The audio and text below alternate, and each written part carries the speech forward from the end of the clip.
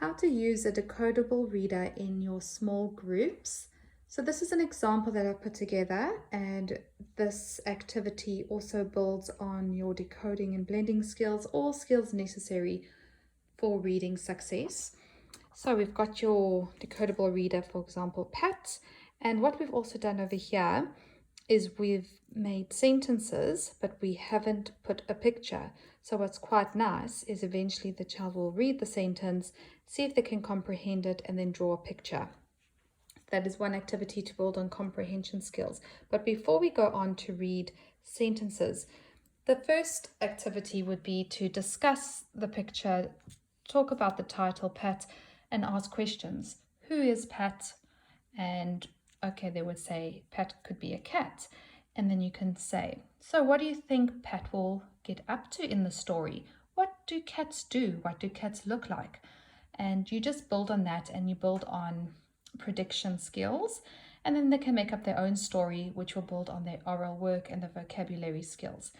Then, before you go on again to reading the sentences, you focus on some word cards over here. So words that are based in the sentence.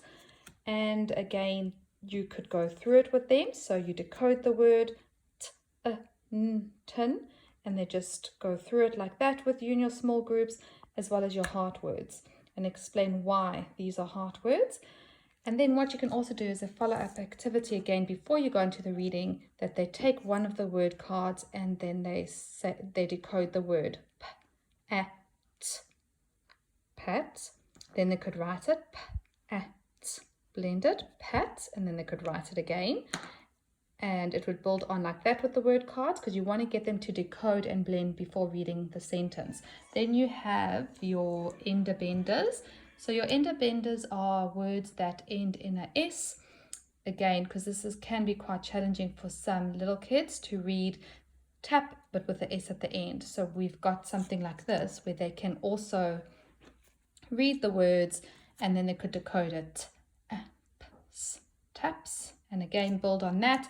And then once they've really worked on that skill, you could then do a little activity like this, a matching activity, pan, or tin goes, and they would find tin, and you would do a matching activity again to build on the skills. And then once you've done that in your small groups, you can begin reading together.